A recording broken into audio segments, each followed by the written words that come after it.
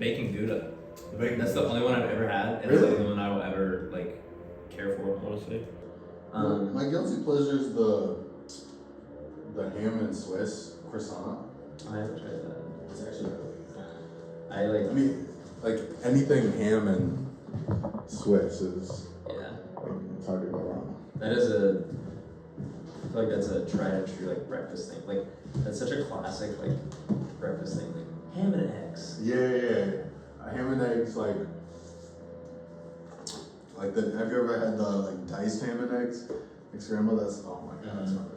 It's like such an easy meal to just make really good. Yeah. Yeah, like ham just adds so much to anything. Yeah. Yeah, you just like chop it up and then Throw it in. cheese. Yeah. That's pretty much what I eat every morning, honestly. Really? Like, not like ham specifically, but like turkey Cheese. stuff. Yeah, just cheese. Yeah. Just cheese. Yeah. I'm like a little mongrel, A little mouse. just eating shredded cheese out of the bag. I can see that. Yeah. Have you had any good food recently? In general, Yeah. I went to on one of the corners over here. There's a place called Mama Hong's, I want to say. Oh, I've heard of that. That's like Thai food. That's really good. Yes, I think my girlfriend actually likes that place. Really? Yeah. They sell. That's pretty good. Oh wait, no. I'm thinking of Vietnamese food. Oh, okay. Yeah. But Thai food's oh my god. No, wait, no, it is Vietnamese. Yeah, you're right. Is it? Yeah, Okay. I'm There we go. Okay. I'm making that up. Fact checking. This is why you're in that chair. No. We can switch if we want. I mean, that was pretty good. I don't know. Aside from that, honestly. You want to know why I'm in this chair? Yeah. Why? Because it has these two little marks, and I feel bad making my. But like, You can't notice. you're not gonna notice if you're sitting on it. No, yeah, Aw, but yeah. It's the thought that I feel counts. bad, That's yeah, a good yeah. host. Because imagine if you come over and like you see the host just sit in like a nice clean chair, and then you just see two little marks on your chair, and it's like, oh, I know he left that for me. He's mucking up the chair. There's probably something in it that I just can't see, like a liquid. And I just sit down, and then when I stand up and turn around, everyone's gonna see that it looks like I peed my pants. Well, I mean, you're close. I'm not gonna tell you exactly what I have planned, but like just wait for around like 15 minutes. Okay. Yeah. What? Starting when? 15 minutes It already from- started. It already started? So I don't even know. Kind of missed out. You missed out on the timer, but. I have a terrible perception of time too. So like, if you told me that we've been talking for 30 minutes, I'd be like, okay. Yeah. No. Yeah, it's you're not gonna expect it. Okay. But Is it gonna be like one of those cartoon like anvils dropping on my head? yeah, actually, yeah. I saw the cutout in the ceiling. Yeah, and I wasn't you sure. see the string up there, yeah. Well, I see the cutout, and I wasn't sure if it was like A renovation thing? Like I didn't want to make fun of your place because of how in shambles it was. Yeah. Um, Actually, but I wasn't sure. we probably shouldn't put this on camera. My landlord watches this. Yeah, and I'm leasing this, but yeah. Oof. But anyways, Sam Stapp. Hello. We got Sam Stapp on here. This dude's an actor, a brilliant actor, and he moved here from Kansas City to Los Angeles to pursue his dreams in acting. But I'm going to get the words from your mouth because I don't want to. Maybe you moved here for, I don't know, for other reasons. But Well, I moved out here for stripping initially, and it just has not worked out. that didn't work out. Yeah. Yeah, No. yeah. And originally I was going to bring him on for that until he got fired. And then, Yeah, because of that whole thing. Yeah. yeah, it kind of ruined the. And the because you story. saw that video that I posted of me working the bar, like I was doing I call it the corkscrew. Oh yeah. Yeah. That's actually why you got fired. Yeah, It's because a bit of a liability. yeah, it's a big liability. Yeah. I mean, the first time that someone ever tried it was in 1979. A girl named Red Gem. Red Gem, yes. Red Gem, Yeah. And I don't remember where that was. That might have been, I don't know, it was like Northeast. It was like in Milwaukee or something like that. Anyways, but she ended up killing 3 people trying to move. She did it one time and it was fine. And then, that second time, that's what did it. Jeez. And so I did that. And It's actually a pretty sad story when you look into it. But yeah, I mean, they were all fathers. Yeah. But you got out of that world, Yeah. escaped from that world, and tell me how you got into acting. So let's go back Yeah, to like. all right, I'll be real now. I'll be real now. So like, is this something you've always wanted to do since childhood? You know, the more I've been able to think about it over the past couple of years, yeah. As far back as the earliest memory that I have of doing something like artsy and performative was singing along. Have you seen Mary Poppins? Yeah, in like clips of it. In clips? Okay. Yeah. Where there's this really like distinct scene where Dick Van Dyke he's like a chimney sweeper in the movie, and he's up on the rooftops of London with all the other chimney sweepers, and they're all like mucked up and like they got their brooms and stuff, and they're just singing around, and it's a song called Steppin' Time, and it's a whole dance number, like they're singing and stuff, and that's one of the few movies that I would watch pretty much every time I went to my grandparents' house. And I would always like pick up a broom and start like marching along, and like really? I was like 6, 8, like somewhere in there.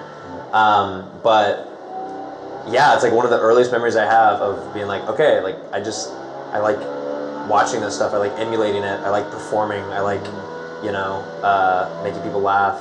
Yeah. And all that. Was there something about like the musical nature of that movie that you were drawn to as well, or what do you think it is? Just question. Like the acting part. Like, have you done musicals before? Yeah, that's how I started acting. Cool. Actually. Yeah. I think it is partially the musical nature of that. I mean, I love music in general. It's always been a big passion of mine. So I'm not sure if it was the musical aspect of that drew me in, or if it was just like the performative nature. I think it's the performative part of it. Yeah. Yeah, and just it made me feel good. Yeah. I think for a lot of people, when they start acting or getting into writing, directing, stuff like that, a lot of people use it as an escape from like your normal life in whatever way that is. You know, there's a million reasons, but I think initially it was like a little bit of an escape for me, because you can go off to this made-up world and you can play. Yeah. Like every kid plays, and you're not self-conscious when you're playing. Like you don't care. You're just going. Right. And nothing. There's no consequences. It doesn't matter. Would you be willing to talk about like what it was an escape from?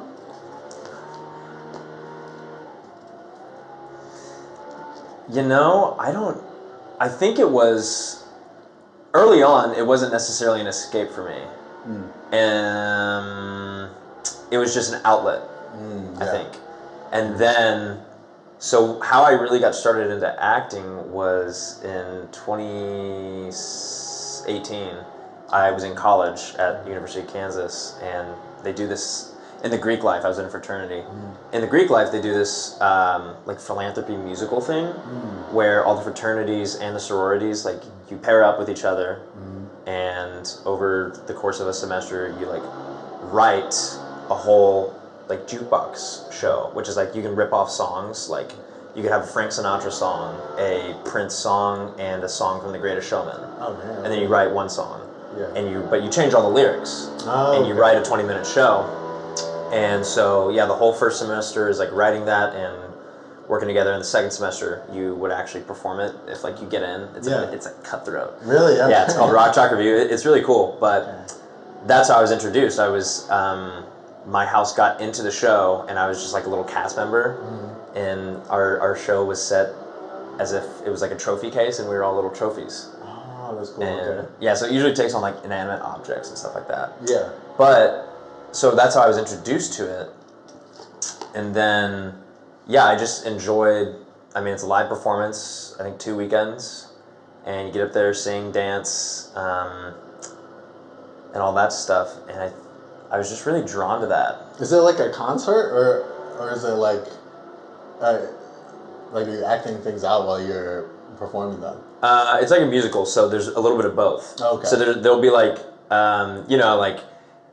like in a cliche way, it'll be like they're trying to figure out how to get the shovel back that is the prize shovel of the town. Yeah. And someone's like, how are we gonna get it back? And then someone breaks into, how are we gonna get it back? How are like, and start breaking into song. Yeah. And then they'll come back around and be like, we know how to get it back. Yeah. It's very like. So all the songs are like related. Yeah. Cool. It's a linear show. Yeah. And so there will be 5 shows. But anyways. That's cool. So that's how you got into acting. So that's how I got into it. So I did that, and then I took a couple acting classes in college and did a few more shows. Like played an alien in a show that was really fun, and I think that's where I really in a show. Yeah, in one of those shows. In musical show. Like me and my partner, who I'm still good friends with. Yeah. Like painted ourselves green, like wore these big paper mache heads, and we were like talking like this, like an alien, like the whole time. And that's what the show was centered around. And I just remember like being up there. And I mean, I loved the singing and the dancing aspect and just having that creative outlet. Yeah. Like I was saying. But then, I just got up there and I remember we had to like improv one time. And I just remember successfully like improvising and like hearing the crowd's reaction. Like there's like a good 500 people there watching, which is like nerve-wracking. Which is scary, but like successfully getting people to feel something on the spot was like such a hit. For me, and like I think it just really solidified, and this was like late in college. Okay. It just solidified for me that like, okay, I know that I've always wanted to do this. I've just never been like real with myself about it. Yeah. So take me back to like that first show and like your mindset going into that. Are you like signing up for that because you're like, I've always kind of been interested in acting or like musicals and like I just want to try this out? Like, were you not serious about it when you were first trying to sign up? Well, the first time I didn't really sign up. It was kind of like you're a freshman and you're going to be in the show. Oh, okay. I got you. But I mean, I wasn't like put off by that. Yeah. And it wasn't like a bad thing. Yeah. It was just like, okay, cool. Like I'm all right, sure, I'll learn how to dance. Yeah. Whatever. But I remember like because the girls, the lead girl who thought of all of our dances was on the cheer squad. Okay. For the university, and I just remember like learning all this stuff, and it was just like opening my mind to like how much there is out there artistically. Yeah. Dancing and singing and like storytelling. And I was just watching the process and like absorbing all of it, just like so excited by it. Yeah. How did you express yourself before you found acting? Well, I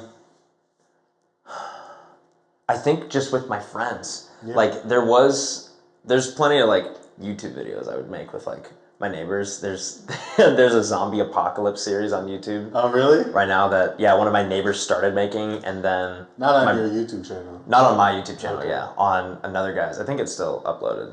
But it's like this 9-part like zombie apocalypse series that just rips off the soundtracks of like Halo and like zombies and like.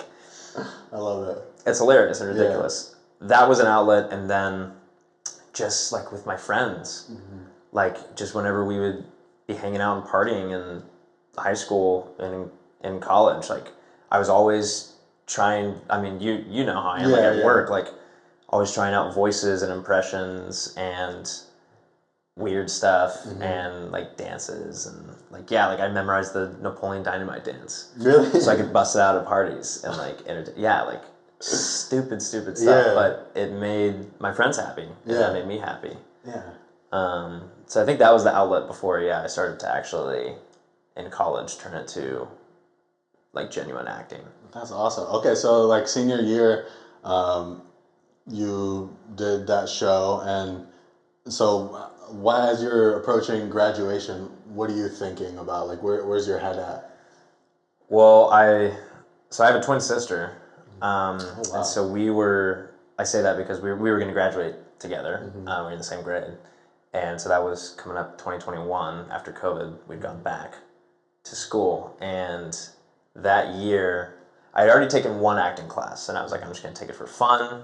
I met one of my roommates now, and we moved out here together. Oh, cool. Was this an acting class in college or? Yeah. Okay, cool. Yeah, so I took acting 1, and then waited a year, and I was like, I want to take another. Yeah. Like I miss it. Take acting 2, and wait, why did I start talking about this? You said because where your head was at, like. Yeah, and graduated. Yeah. So, okay, yeah. So basically, like, I mean, I at that point had been working in like business. Like, I worked for my uncle for a few summers. Worked for my best friend's dad for a while. I tried a few different things, like, to try to find a career. Yeah. And nothing was sitting right with me.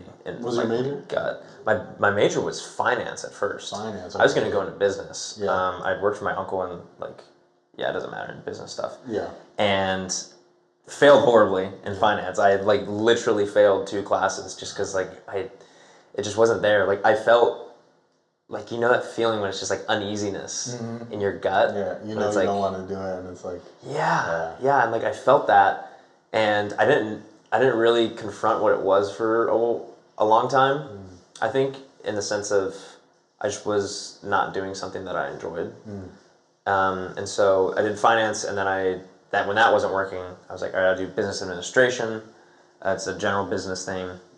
And so then I came to winter break of my senior year, and I was thinking so hard about taking a 5th year. And I was really, really unsure, but I knew that I did not want to graduate in 5 months and start working at a job where I wanted to not be there every day. I knew I didn't want that. So, thankfully, my parents were really, really cool and supportive. And I remember going into the kitchen. I talked to my mom first because I wasn't sure how my dad was gonna, how he was gonna take it. And I asked her if she would be okay with me doing a 5th year, and she was like, "Well, yeah, that's okay. Want you to try it out at least." I mean, because I'd been doing it for 3 years at that point. They had come to some of the shows and stuff, and she was like, "You got to talk to your dad though, because he was he's cool. He's not he was not a crazy stickler or anything, but it was a big decision. Yeah, it was a big decision, and he was adamant about us getting a good education and being serious about what we wanted to do. And so I remember going back and talking to him about it, and I was just like, yeah, I want to do a 5th year, and I want to just study acting and see if I can do it, see if I like it. And he was just like, yeah, I saw it coming. Oh, yeah. That's awesome. So I was like, oh, okay, cool. After I'd worked it up in my head for weeks, all right, how am I going to say it? How am I going to do this? And they were really, really supportive, which was huge.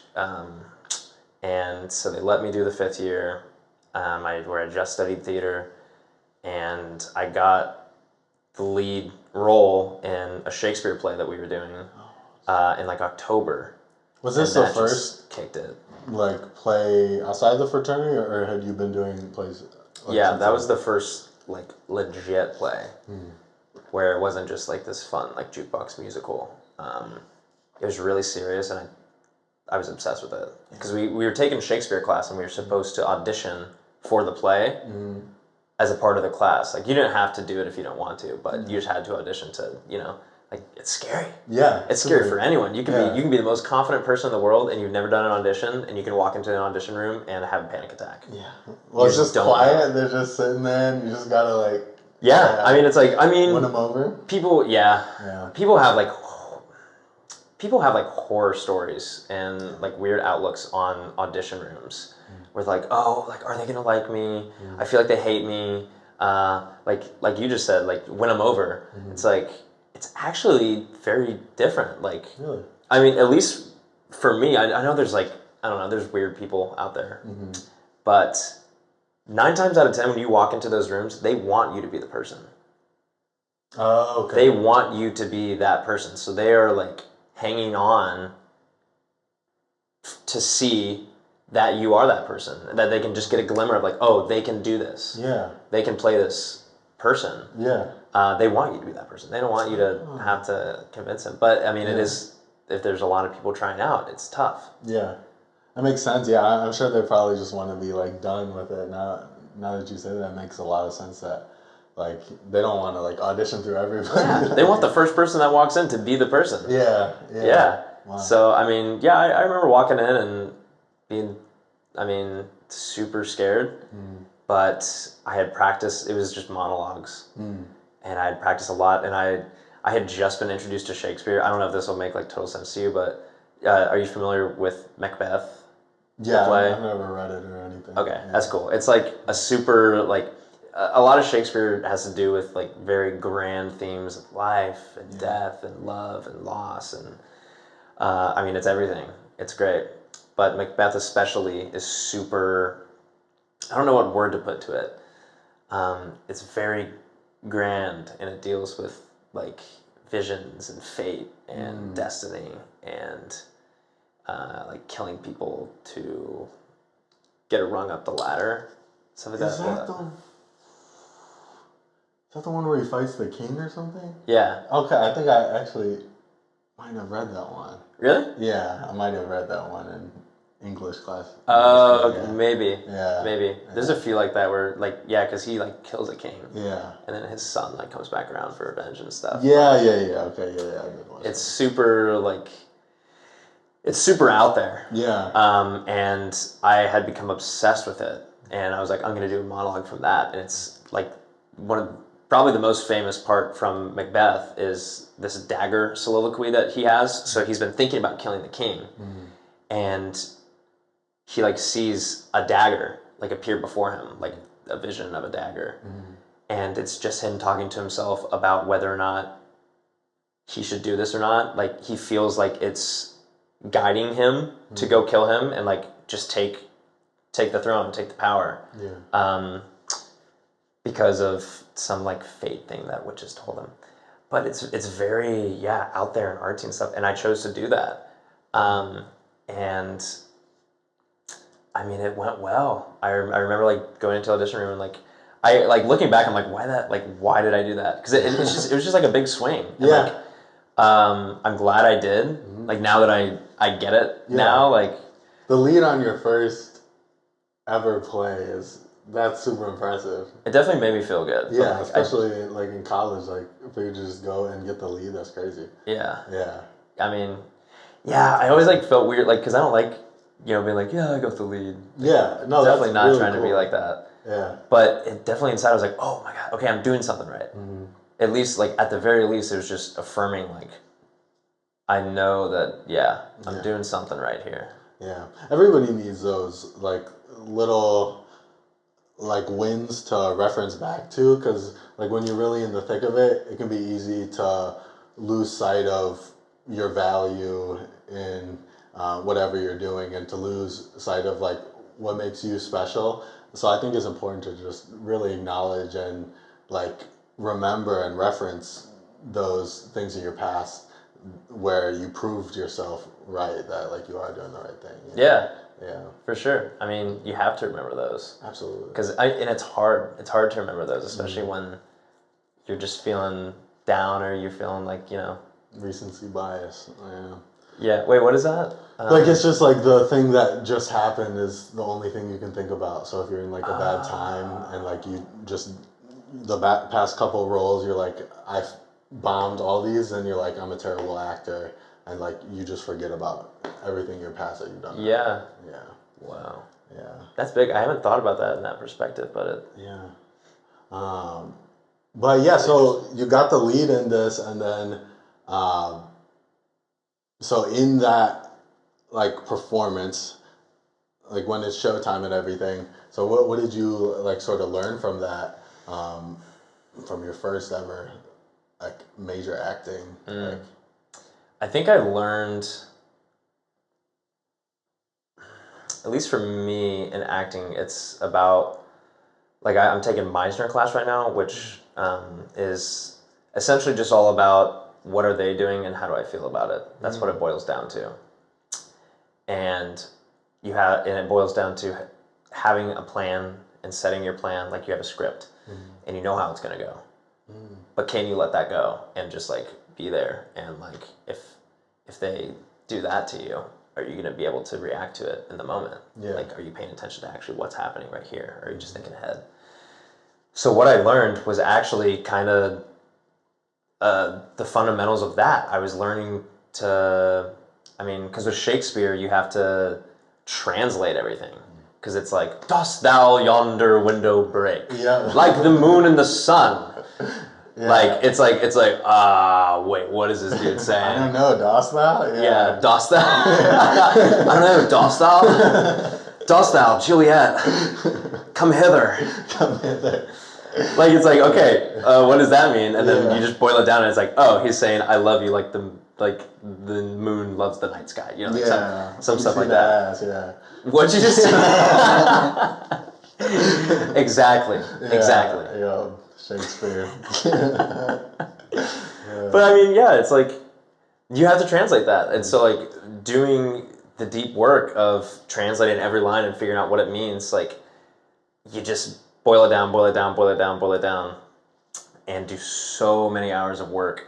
And I think I just learned that it takes a lot of hard work to get in there and actually understand things. Mm-hmm. And it takes letting go and just like living in the moment and like letting, it's like, you have to allow.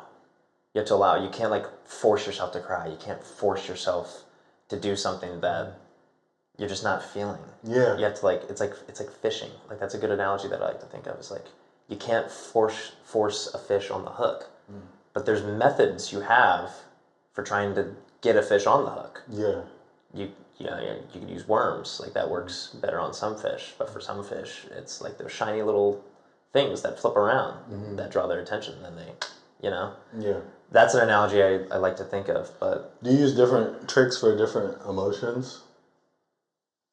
Like, are there certain emotions that, like, you have to do something different to tap into? Yeah, it depends, because it's tricky and it's different for everyone. Mm-hmm. So honestly, like right now, I'm still like really just trying to figure out and explore. Mm-hmm. But yeah, I mean, like if I wanted, people use a lot of like body work too to help express things. Like, I can't remember what method it is. One of my friends was telling me about, where you can try to boil down whatever you're feeling in just one like motion. Mm-hmm. Like you're feeling sad, you're feeling angry, and like trying to express that in some physical way to like help coax emotion.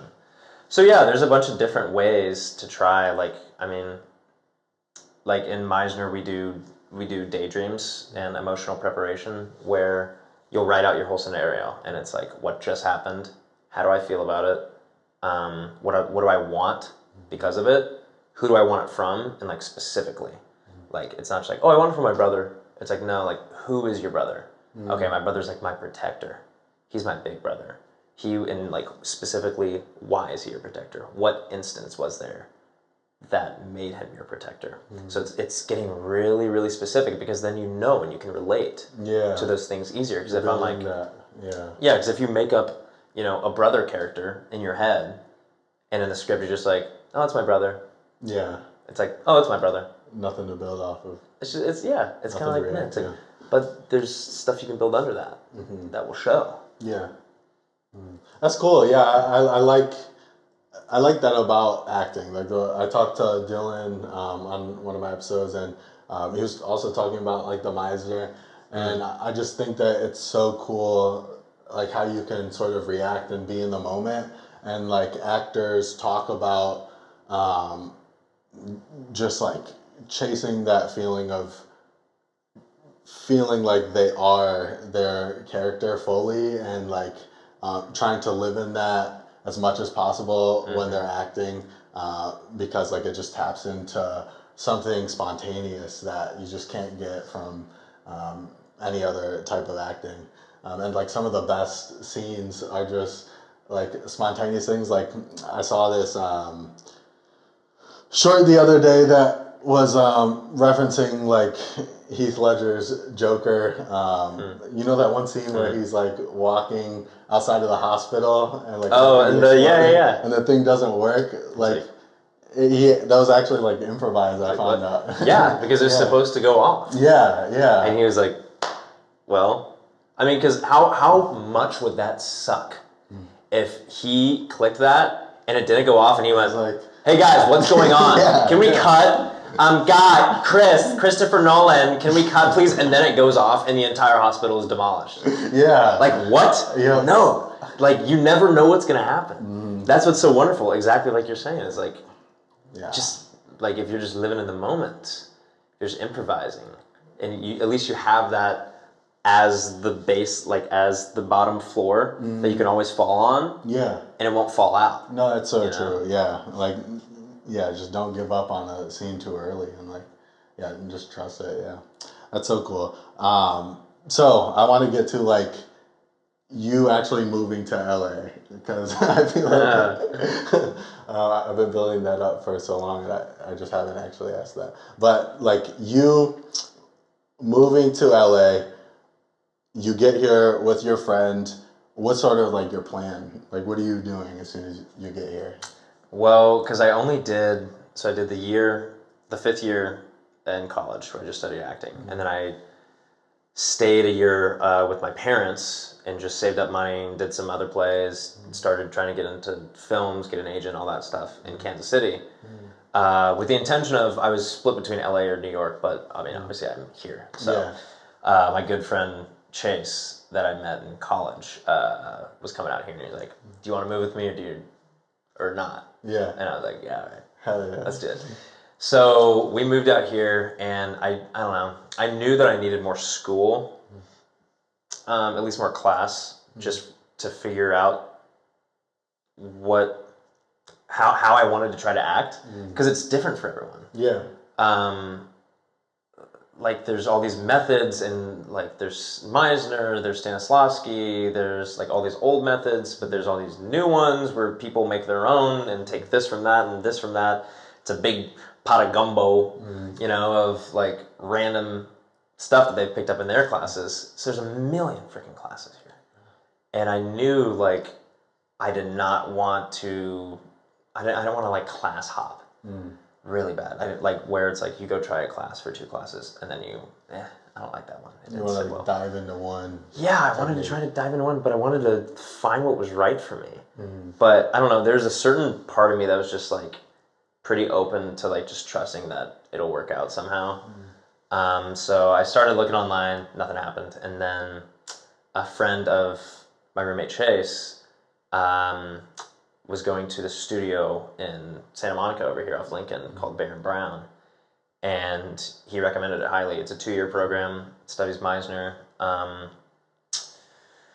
He recommended it highly, and I was like, okay, I mean, I'd rather check that out than try to shop around online myself and asking Reddit about what the best LA acting classes are, Yeah. I'd rather take, a friend of a friend's advice. Right. So... yeah, so I literally remember I was not even moved all the way into my apartment. I had my laptop on a bunch of boxes in a folding chair, and I set up for like you do an interview with the studio. Oh, okay. Just to get a vibe of who they are, and they get a sense of who you are. Yeah. And I remember doing that, and it was a pretty general interview, but it was good and it was exciting, and I was intrigued enough to go and they do a 6 weeks introduction to the Meisner where you go in and it's just like it's repetition. I don't know if Dylan talked about that at all, but it's like one of the base exercises for starting out in Meisner is just a repetition of like, oh, I like your hoodie. Really? And then you'd be like, oh, you like my hoodie? And I say, I like your hoodie. And you say, you like my hoodie? Yeah. And it's literally just saying that back and forth, back and forth, back and forth. Is it just like exploring like the different ways you can respond or anything, or are you trying to keep it the exact same? You're not trying to keep it the exact same. Okay. You definitely don't want to do that. So Meisner wanted to get the words out of your way, essentially. Where it's like the words don't matter. That's the big point. Is the words don't matter. What happens is how you're saying them, and the relationship and the circumstance in which you're saying them through. Yeah. So it's about that. Starting with that repetition, it's about finding out how you feel. Because at first, everyone walks in and they're like a dead fish, and it's like, I like your hoodie. And you're like, you like my hoodie. And I'm like, I like your hoodie. And And you're like, you like my hoodie? And it's like a robot versus a brick wall, you know. But then you start people crying at the end of it. Yeah. You're just like, I like you. Yeah, like, oh, you like my hoodie? You like my hoodie? I like your hoodie. But yeah, it's about. There's a lot that goes into it, but one of the fundamentals, is about getting those lines out of the way because they're not what you think they are. Yeah. Okay. And so, anyways, started out with that and did the 6 weeks, and then they give you the option to join for the first year track, and you can. There's a few different teachers there. I'm with my teacher's name is Elaine Williams. Best teacher I've ever had in my entire life. Shout out Elaine Williams. Shout out Elaine. shout out the whole studio. I mean, it's great. They have a lot of great teachers there. They've been there since like the 70s. And so I started with her, and the whole first year is about introspecting, I would say. It's about figuring out how to trigger your own emotions and stuff. It's about figuring yourself out. Yeah. It's not about like, all right, here's the plot of Good Will Hunting. You're going to study this part in this entire script, and then you're going to perform it.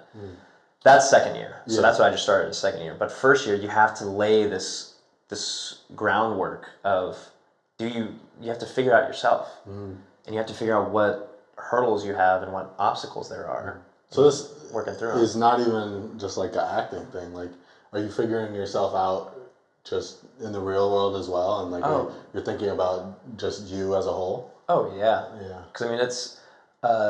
Elaine, my teacher, will say it's not therapy, but it can be therapeutic. And, I've learned more in that class in 1 year than I've learned outside in anything else in my entire life. Oh, that's so cool. It's... like genuinely mind-boggling to me.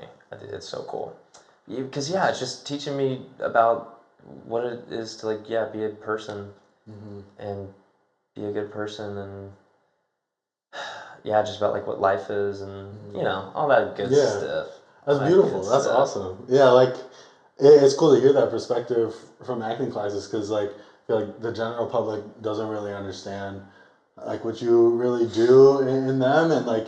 You see these success stories of just people just being plucked out of nowhere, just regular people starring in these big films, you know, that win Oscars and stuff, and then they go on to have like their career and everything. But like, I think what's lost in those stories is like everything that's missing that can be gained from acting class and like how valuable that is for the bulk of people trying to pursue this career, like just like how valuable class can be. Because like even just some sort of sense of direction is so important and just stops you from like not wasting time, like, and this is for any field, like for music or anything, like the biggest hurdles for me in music have just been like not knowing what I need to be doing and like not knowing what's important or valuable in the industry, and those are only things that you can learn firsthand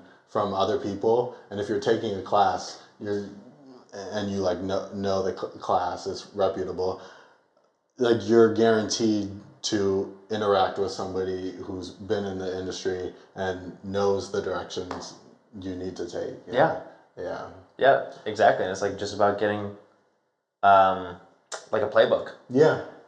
Just a way of doing things. Exactly. Because without that, it's like you're just confusing. Yeah, that's awesome. So I'm really glad that that's worked out so well for you. When you say this is a studio, like they produce their own films and everything like that? Oh no, not like that studio. It's just like not in the sense of like a college class. It's just like a studio class where it's just a standalone like Joanne Barron and D.W. Brown. They're the two heads who started. She's the artistic director, Joanne is, and DW is one of the teachers there as well. So it's just like their studio. Gotcha. I misunderstood the term, but so like, are there things that like, is there like a degree or something that you get from there, like a certificate that you get from there that's valuable, or is it really just mostly the learning? Would you say that's the most valuable part? Well, you have a graduation and I think you get a little certificate, that you completed the program. But no, it's about what you learn in there. Yeah, that's cool. It's about what you take away as a student. That's something that my teacher had said recently. Is like, you can be the best teacher in the world, and you can be doing all the right things, but it's about what is the student themselves doing to understand, to listen, to figure out what their hurdles are and how are they trying to, overcome them. That's awesome. Because like in college, a lot of classes you take, you don't find value for, and it's just to like knock off some requirement or anything. So for you to like go out on your own to find a class where you're going to experience so much value for yourself, I think that's a really cool thing to do. Yeah, man. Yeah. Because it changes, like you're saying, the perspective of classes where it's not just like, oh, I'm just like doing my assignments and just pushing papers, It's like you're actually getting in there to learn something about yourself. Yeah, getting dirty. Getting dirty. So I saw this short film that you were in, Safe Place. Oh, Safe Space. Safe Space. Yeah. Jeez. Get the name right. Did you do your research? Oh my God, Safe Space. That was really good. I love that. It's about this girl who's, does it matter if I like spoil any of the plot point? I don't think so. Yeah, okay. But you should definitely It's out go there watch somewhere. it. You should go watch it because the beauty is like, there's a lot of beauty in like the acting and just the themes in it. I think are really cool. But it's about a girl who loses her mother, and it's her birthday, and she's she's feeling terribly on her birthday, and she has this guy she's dating who really likes her, and because she's acting terribly, like he feels like she's angry at him, and I think it really just explores, I guess, grief and depression in relationships in a really cool way that a lot of people, including myself, can relate to. Like, a lot of people at our age, I feel like, don't really enjoy their birthday. Even a lot of people older than us, like, don't really enjoy their birthday, and when it comes around, it could be like a really difficult time for them. And I think, like, at the same time, recognizing how other people around you like are affected by your grief and how you express it, and if you choose to like not communicate like how things can be misconstrued like so quickly, that story just really explores that in a really cool way. I really like that you just said in how you choose to communicate, because that's something big I've been learning recently, and something that I learned through that too is that that taught me. I mean, like, everyone knows grief in some way, and everyone deals with it in different ways. But hardly does anyone realize how they're doing it until it's like they're affecting other people around them in a way that probably is not intentional. But the big thing I learned is that you can choose how you react. There's always, I think it's good to accept that pretty much everything is out of your control except for your choices. And it is a choice. It just, bottom line, it is. And it's a hard choice, but it is a choice. It's really hard. And it's hard for people to wrap their heads around, too. Like, that's something I only started to understand through that film and through, I used to read the Stoicism book, like, all the time. The author's Ryan Holiday. I don't know if you're familiar. I feel like I've heard that name. Okay, he's like he like the modern guy? Stoic. Okay. It's called the Daily Stoic. Okay, cool. Yeah, he's the man. He's the man. He's so, like, I love seeing his posts, and I like his books and stuff too. But that's a big takeaway that I had when I was reading his book, is that it's just, you have to realize that you have a choice. Like, even when you're acting crappy towards someone, that's your choice. You can choose to not do that. How did that movie come together? That That was the first thing I did since I moved here. Really? Yeah. Okay, So cool. I saw that on one of the online casting sites. Oh, wow. And so I saw it online, and then I think I did a Zoom with. So Haley is the gal who wrote it, and so she wrote it, and she's the lead actress in that. Oh, really? Yeah. Oh, yeah. cool. So Yeah. super awesome girl. Excuse me. So she hopped on a Zoom with me. Like I uploaded my headshots and stuff, and I think we just read back and forth. We did like a little cold read chemistry testing. Yeah.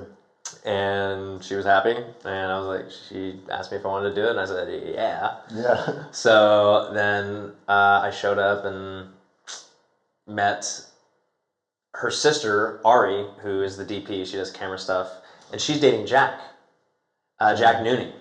If you met him, have you met him in the cafe? He's one of my good buddies now. He's still there? I don't mention that, but he's still there. Where? Yeah.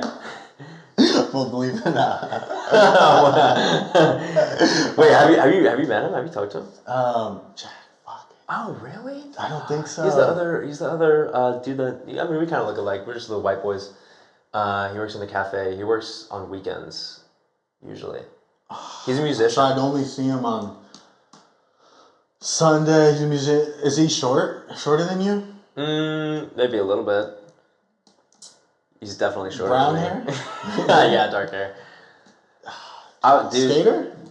No, he's not a skater. But he's a musician, and he's a cool guy, man. You gotta talk to him. Honestly, yeah. That's so cool that you haven't met him. Yeah, that's crazy. Yeah. Oh my gosh. Yeah. Oh. Yeah. No, I definitely. You probably work different schedules because I know he works mornings. He works mornings. Okay. You're never there early. I get there at 2 every day. Oh yeah, that's. And exactly I only work. The only day on the weekend I work is Sunday. Oh okay, yeah. So, then you wouldn't have. Okay. I'll make. I feel better. I feel better, but I feel like I know who it is. Like I have a guy whose face, but it could just be some other guy. Yeah. Okay. Yeah. All good. Anyways. I mean, dude. I mean, it's totally cool. It's Yeah. like I met them, and now Kyle and I are working together with him and Ari and. Okay. Okay. Kyle's short film. That's the couple that's doing Kyle's. Okay, that's so cool. That's awesome. Boom. That's awesome. Okay, so I really do have to meet this guy. Yeah. Yeah. Yeah. Dude, you'll like him. Yeah. You'll like him. He's really funny. Yeah. He's a really good musician. Give me his Instagram or something. Yeah. For sure. Yeah, it'd be cool to like get him on and like check out his stuff. Yeah, bro. Yeah. But yeah, where were we? We were talking about that film. Oh. Yeah, Kyle's film. We were talking about Safe Space, but we can talk about Kyle's film. Yeah, I want to talk about both. What was the link between Chi and Jack? So Jack was doing sound on Safe Space. Okay. And it was so stupid. Him and I had like the same sense of humor. Like, have you seen I Think You Should Leave? Yeah. It's like that. Like we bonded over that show, and like we're just like our brains are as stupid as that. Like that's how we operate. And so we just instantly clicked on Safe Space over that, and became buddies. And I've been trying to get into music more, so I'd be hanging out with him, trying to jam. And he's so smart musically. Really? Yes, dude. That's awesome. So I've been learning a lot from him. But yeah, basically then Kyle, when we had met, I remember the first time I met Kyle. Like it was in the cafe, and he walked up to me and he was like, "Oh, I heard you're an actor." And like I mean, you know how Kyle is. Like he's I don't even know how to describe him. Yeah, he's funny, man. Very, very funny, very dry humor. Oh my, he's one of the funniest people I know. Yeah. I love Kyle. But he'll be a little shy until like you get to know him, and then he's just like boom, boom, boom, boom. You know. Very blunt too. Very blunt too. Yeah, dude. He has the funniest reactions out of like any human being I've ever met. Like if you ever like see something crazy happening and you look over at Kyle, and he's just like. But I just remember meeting him, and he was like, "Oh, I heard you're an actor. I am a writer, and I have some stuff. I'm trying to, make it happen. If you wanna talk." And it was so sweet. Like Kyle just instantly like we had talked a little bit, and I think we could both tell that we were both serious, and like we knew what we were doing, and we weren't being like egotistical or anything about it necessarily. Yeah. So that definitely clicked with me, and I think same for him. And so we were just talking, and he was sending me scripts, and he's a really good writer. He's really, really nice with it. And so I was just instantly super inspired and excited by it. And he was like, yeah, I'm trying to do this shorter one. Because, I mean, generally when you're starting out in filmmaking, especially like making your own stuff, you want to start with some shorter stuff. Yeah. You don't want to go for a 2.5 hour long feature film. Yeah. On your own budget, because it's just not going to happen. Yeah, that's crazy. Unless you got the funding. And so ambitious, yeah. Yeah. So he was just like, I want to make this short film. Do you know anyone that could do it? And I mean, I've met a bunch of awesome actors and actresses at my studio, so I linked up. One of my good friends, Isabella, with Kyle, who's ended up being the lead role for that short film. And then he was like, oh, I'm like thinking of finding some camera people too. I'm not really sure who. And I was like, I know a camera and a sound person. Let's bring him in. Like, talk to him, see if you like him. And so that's basically how Jack and Ari got brought in to Kyle's project. And I think it just made me realize how much I enjoy like having the connections out here. Yeah, I was just about to say that's so cool that like you just go from doing one short film and then you're like, hey, do you want to come work on this with me, with this guy, and like bring this girl? Like, it's just so cool, like how quickly and organically that works out here. Yeah, I've never like had that experience anywhere else. Yeah. Like other than LA. Yeah, other than LA, but at the same time, like I feel like I've also come out of my shell more after moving here. Like for the first year I was here, I didn't like work or meet with anybody. I was just like making music and then working, like, and just like keeping to very myself. like alone. Yeah. I understand. And for a while I was like, I don't know why I didn't. I knew I had to like. Whatever. You knew you just had to like get out there. Yeah, I know. And, like, just push yourself. Get out there. Yeah. And like as I have more this year, like I realize how easy it is and like how much better it is once you start. Like there's so many people who are willing to help each other and like just collaborate on some awesome stuff. So like, would you say that you were more of a what am I trying to say? A shyer person? Yeah. No. Yeah. Really? Yeah. I mean, I still kind of am. Like, I mean, with people, but I'm a lot better at it now. Like, and like, you know, my job is a lot of customer service. So like that helped me a lot initially. Just like you're doing a podcast, man. I, I'd say you're out of your shell a little bit now. Yeah. This helped a lot as well. This is like the coolest experience ever because like I'm getting to like talk to people and I feel like the conversations are controlled but in a really cool way where like I get to ask about things I'm really interested in about people and like and I really like when people can just feel passionate about what they're talking about and like I can just like listen and just ask questions about it. I think it's really cool. I admire that. I mean, that's great, man. Yeah. I empathize with that for sure. Like I think everyone kind of thinks this about themselves unless they're just not a shy person and never have been. But I feel that, dude. I was so shy growing up. Really? But I appreciate again you saying like since you've chosen to like start living like this, because you do. It's just about choices. It's about making the scary choice. And it becomes easier like to make the choices in the future after you make that like first harder one. Yep, because you know that you've done it before. Yeah. And you know that you can do it again. Yeah. And then you start to open up and see. Yeah, it's just wonderful. Yeah. Like, cause I even still like I definitely lean back on. Like my comfort in being alone, and no, I want to shut myself off in my room, and I want to work, and I have this stuff to do, and I'm freaking out about it. I have to go work on it. But at a certain point, it's like when you open up and just allow yourself to be okay with trusting that it's going to work out, and trusting that you don't need to be shy. Everyone else is just as shy as you. Yeah. Everyone else is just as anxious as you. That's Everyone so true. else is thinking just like you. So I think that gives you a little bit of comfort in like, okay, why wouldn't I just go out and be myself? Yeah. And you don't need to appease anyone. You don't need this person to like you, because by being yourself, you're just going to attract the people that are like you. Yeah. And you'll find each other. That's another thing. Is like I was afraid that like people wouldn't like me, because after a certain point, like if you're kind of like an introvert for a long time, like you start to forget how to socialize a little bit, and you start to forget how to read social cues. Like I know that sounds extreme, but like no, but it's like true. Yeah, it's so true. And like I would like initially like read people wrong and be like, oh, I shouldn't have said that, these people don't like me, or like just like fuck it, I'm not going to talk to anybody.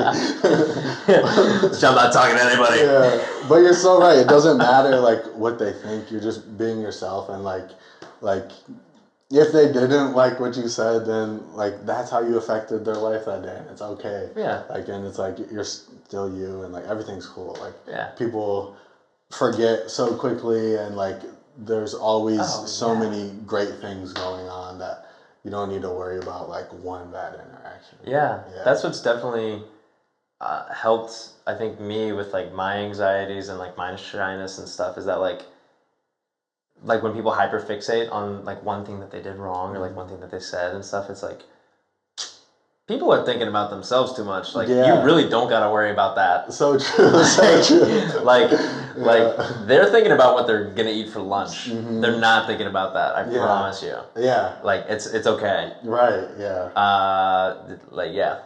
Yeah. Like if you're thinking about whatever you're thinking about right now, I promise you, I'm just thinking about like how do I look right now? I'm thinking about a tuna like, sub for lunch today.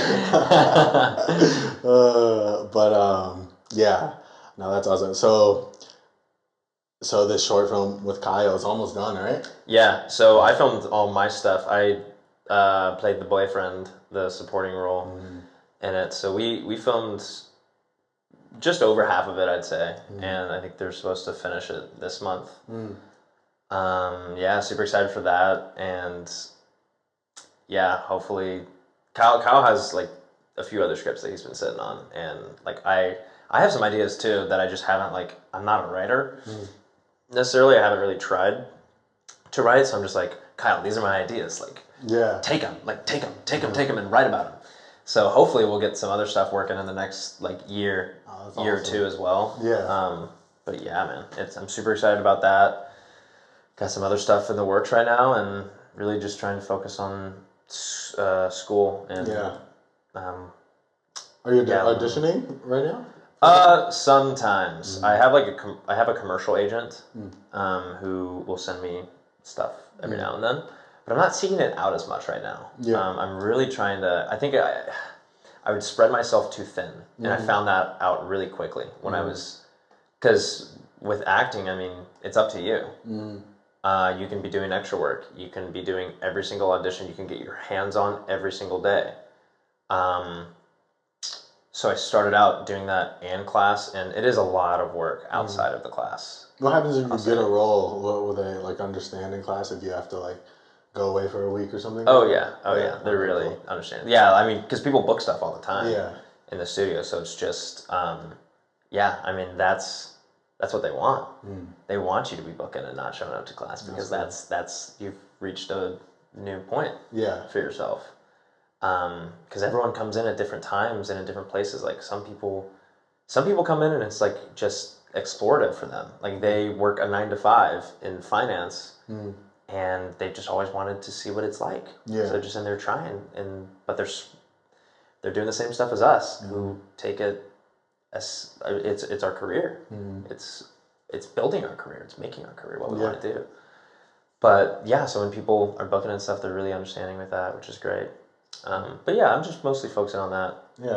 That and work, and just figuring myself out right now, because there'll definitely be a point when I'm I finish the program next July. Cool. July. That's not that long from now. Yeah. It's starting to hit, man, because it goes by fast. Like a year and a half in, yeah. Yeah. Jeez. Year and a half in, learned a lot, still learning a lot. And yeah, I'm just trying to focus on really getting that right now and learning as best I can and pulling, because I know like my time's going to end there. Having these teachers that I have, and the teachers that I have right now are phenomenal. I mean, they've all been doing this as long as I've been alive. Yeah. So they are experts. Yeah. They know what they're doing. And like I start getting those little anecdotes in class of like it's so interesting to be a teacher, I think, where you can't really reveal your entire expertise all the time because it doesn't do anything for the student at the time. You have to know how to deal with each student, where they are specifically, and every single person's in a different place and is different emotionally, physically, mentally, and you have to figure out how to deal with them. And so just seeing how my teachers do that like effortlessly and have everyone going on these tracks, learning their different things is so fascinating to me. That's awesome. Yeah. Yeah, that's so cool. Like, it is so true that you can't just like download all that information, just print it out on like documents. That here, go be amazing actors. Yeah. Yeah. Yeah, it is like you do have limited time, so it's so great that you're making the most of that. Like, it's just never gonna be enough time to like learn everything. And are you excited to like learn more on the fly as well, like and like apply some of the things you've learned from acting class? Is that something you're itching to do? Oh yeah. Yeah. I mean that's where you really get to see what you've been learning. So yeah, I just did I did an improv like comedy thing a couple weekends ago, and it was like a stand up. No, not like it was a film. It was cool. like Nathan For You. Yeah. It's kind of like that vibe. Oh, cool. It's kind of like that vibe. And the guy, his name is James Kang. I met him through the studio. He's a writer, director, camera op. He just hit me up and was like, "Do you want to do this thing? This is the premise." And I was like, "Yeah, sounds good." So I just show up to this like South Korean church over in K-Town. And I just show up and I don't even really know what's going on. He's just like, "Yeah, we're just going to do this and that. And like, you can just kind of do whatever you want." So I was just like, okay. So I just got to like play and improvise, because that's really the whole first year of our studio is just improvising. Not in a comedic sense, but in the sense of, like I said earlier, like in Meisner, get rid of the words. The words don't matter. You walk in and you write the specific stuff like I was talking about with your relationship and the circumstance and all that stuff. And you walk into the room and you just see what happens. And you learn really difficultly over time to let go of like control and stuff. But so, yeah, I got to apply some of that in this little improvisation where I was literally like running around this church like with 30 extras and just like because I was playing a preacher. Oh, okay. And it was, the whole premise was that my church is failing, and because I just got it from my dad, and this guy comes in and he's like, "Let's stage an exorcism, and that'll get people in here to believe that like they can be saved by this church." So we staged this whole fake exorcism, and it's this whole like, have you seen those videos of like the mega churches where people are like speaking in tongues? Yeah, literally like that. And it's like, what demons do you have, my lord? And it's like, and then he's like, "I cast you out," and then they fall over, and like 3 rows of people are like hitting the ground. Yeah. It's like that vibe, bro. And he was just letting me do whatever I wanted, and yeah, but I got to see that stuff is sticking in my body, and that's a big thing that I've learned too, is that your body, keeps the score. You just don't really understand it. Yeah. You don't know it. Yeah. But things settle in your body, and you can trust that, and you have to trust your own creative instrument. Yeah. Yeah, and your ability. That the you have to trust that it's going to come out. Yeah. Because it will. So you have to trust that it will. Yeah, that's awesome. That's another choice to like trust that. Yeah. Yeah. That's awesome. Yeah, that's so fun though. Like just do just certain skits like it was crazy. It's so it was cool. crazy. Yeah. Yeah. I even thought you're really good with like acting with comedy, and I feel like you have like this natural, like don't get me wrong, like you're great at acting serious as well. Yeah, like even in that short film. Yeah, there we go. You'd be a great serial killer. Oh, I played one. Really? It was awesome. Yeah. Oh man, yeah, I gotta see that. It's on YouTube. Oh wait, no, it's not. It's one that's been not released. It was called The Killers, and it has not been released.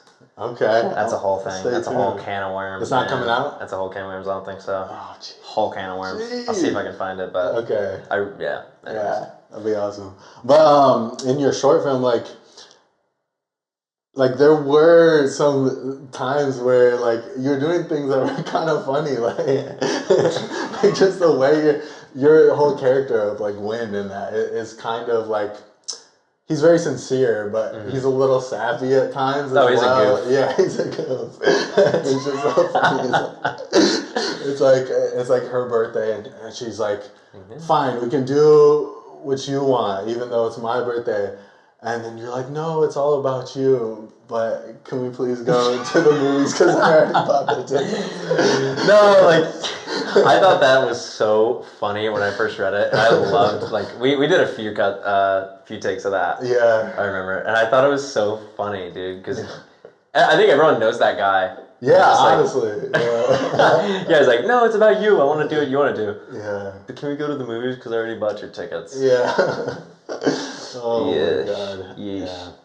But yeah, I think you really do have like a natural like gift for like comedic delivery. Thanks, man. Yeah. I really appreciate you saying that. Yeah, of course. I mean, I think I learned a lot from my roommate Chase, who does Groundlings. If you've heard of the Groundlings, it's like comedy improv theater over in Hollywood. Oh, cool. That is the pipeline for SNL. Oh, really? Oh my gosh, dude.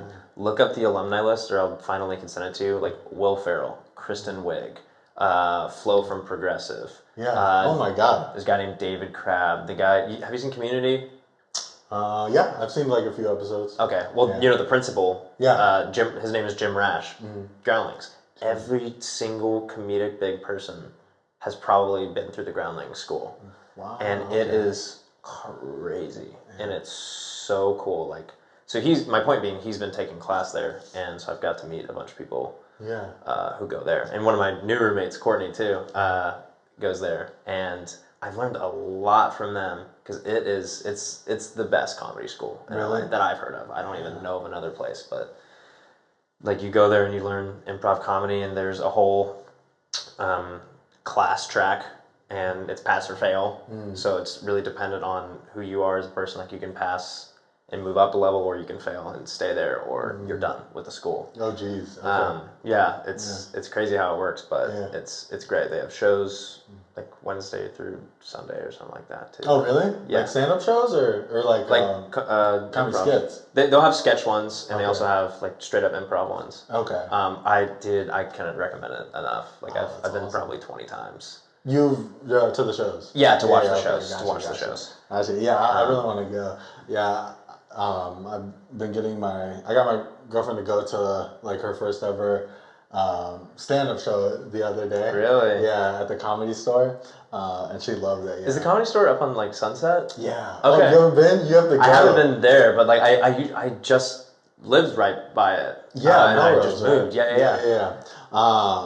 Yeah, no, I really recommend it. I mean, I haven't been to too many other like comedy places really, so like maybe there's other places that are like lesser known but better. But it's really cool because there's just super famous people, like people whose podcasts like I watch, like Theo Von. I saw him there, and at the like, Comedy Store. Yeah, Wow. and the stage is like so close. Like it's a really small room. So like you're up in person with everybody, and just everybody's just laughing and having a good time. It's such a cool environment. But yeah, like tons of just like legends perform there all the time, weekly. So it's just a fun environment. But all that to say is like, yeah, I'm really interested in going to some other places too, like Groundlings. I know there's like, I mean, at least for stand up, there's the Improv. Theater over on Melrose, I think too. I haven't been there. That's a good spot. One of my friends used to work there, We saw like Bobby Lee. Bobby Lee like hangs out there all the time. I'm pretty sure. Yeah. But yeah, that and the Groundlings are the. I mean, the Groundlings isn't stand up, but comedy for sure. Yeah. Comedy's it's awesome. It is and awesome. It's in acting. It's really really hard. Yeah. Because it's like you can't go up there and try to be funny, or else it's not going to be funny. No, yeah.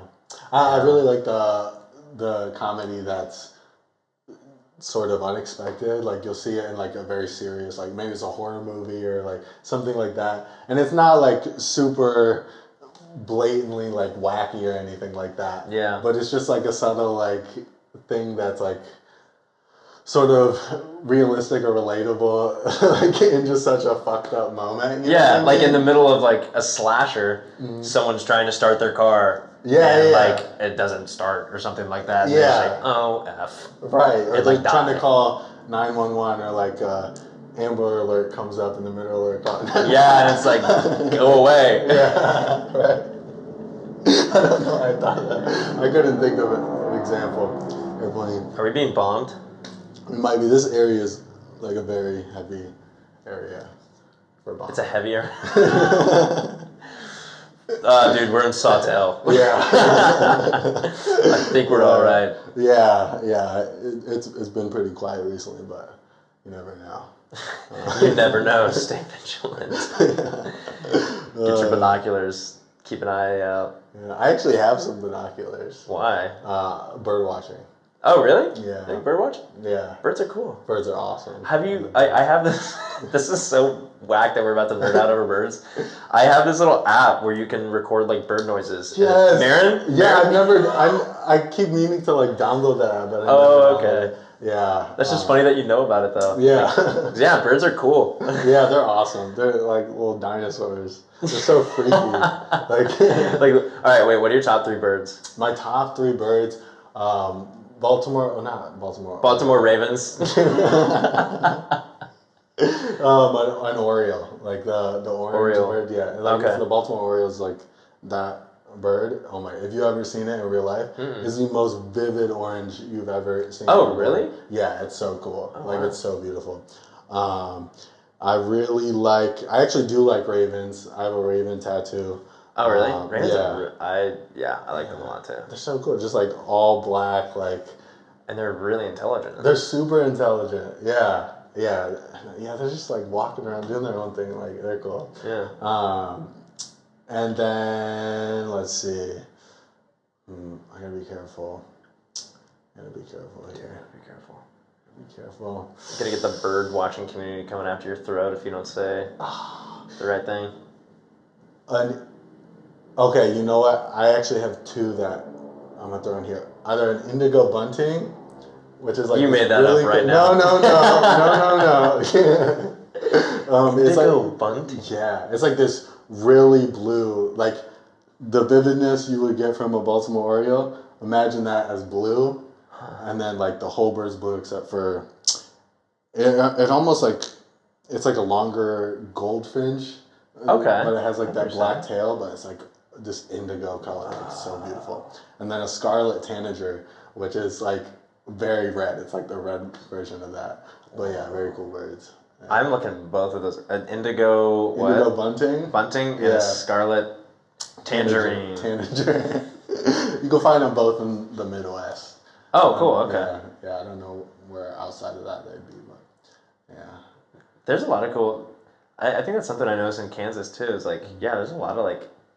I mean, I guess in general, everyone has blue jays and cardinals and like goldfinches, but there's like mockingjays. And like I remember seeing like a bald eagle in Kansas one. Oh And yeah. being like, jeez, yeah. those are real. Yeah. Like what? Yeah, right? Bald eagles are dope. Yeah. Eagles in general, like those big birds. I went to this, I did falconry like over here in like Highland Park or somewhere. Yeah, and like I actually got like hit in the head with like this crazy falcon. I have a video. Like I'll show with you its after. talon? Like Its hit you in the talon. head? I don't know if the scar's still there. There's like a. I don't know. Oh, is it like right here? Yeah. Like that way? Oh, I see it. That right there. It's like a. It's like a. It's like I don't know where. Wow. Yeah. No, I see what you mean though. Yeah. That's a war scar. Yeah, I know. Wow. It came like straight at me. Oh my gosh. But like just having them land on you, they're so light. It's so crazy, but they're also like so ferocious at the same time. Like, Yeah. oh my god. Like yeah. if they concentrate that. Yeah, the talons are crazy. Oh my god. Like little razors, aren't they? Yeah. I mean. Yeah. You caught a stray from an eagle, man. I know. Yeah, he did not like me. Yeah. Thought my hair was a nest or something like that. That's funny. That's so cool. I didn't know you could do that. Yeah, man, you should try it. Wow. It's really cool. I'd love to try that. Yeah, I think you'd like it. But yeah, Sam, like, yeah, this has been so fun having you on. Like, I told you, like, I've been waiting for this for a while because I think there's just something so fascinating about acting and like, Yeah. You're so charismatic. Like, I just knew that you'd be a great actor, and like after watching your stuff, I just think it's so cool that you could come on today and we could talk about Thanks, it. man. I'm excited to see what you do next. Dude. So excited for your film with Kyle and like just everything you have on the horizon. I think I'm definitely going to stay tuned for that, and you guys should too. Is there anything, or else, is there anything that you want me to plug? Like is your YouTube description keep that private or I mean, Instagram? It's my name up there, but I don't really post anything to YouTube. My Instagram is not Sam Stapp. That's Literally not Sam Stapp. Yeah. I recently changed that. Yeah. I would love to shamelessly plug the Baron Brown Studio for Yeah. Ep.8 class. There we I'd go. love to shamelessly plug that place. It's great. Check it out. Shout out Lane. Shout out Elaine Williams, Miss Elaine Williams. Miss Elaine Williams. And all the other teachers at Baron Brown. Yeah. Changing my life. I highly recommend it. Yeah. And I don't know. That's all I So got. I'll put your Instagram in the description then. Yeah, right on. Yeah, go give him a follow. He's a person definitely worth following and watching. He might turn out to be a serial killer. I really might regret this. Why would you interview. blast that? Right after the Menendez show is coming out, you're gonna blast me that I might be a serial killer? I just want to like cover myself in case one day down the line they're like, you did an interview with that guy, like you sicko.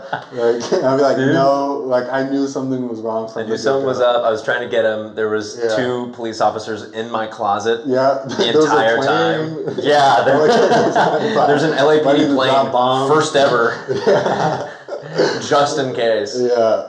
Man, if something like that happens, I'll let you interview me in prison. I appreciate that. Yeah, you'll be the first. That'd be really cool. You'll be the exclusive. Yeah. So stay tuned for part 2.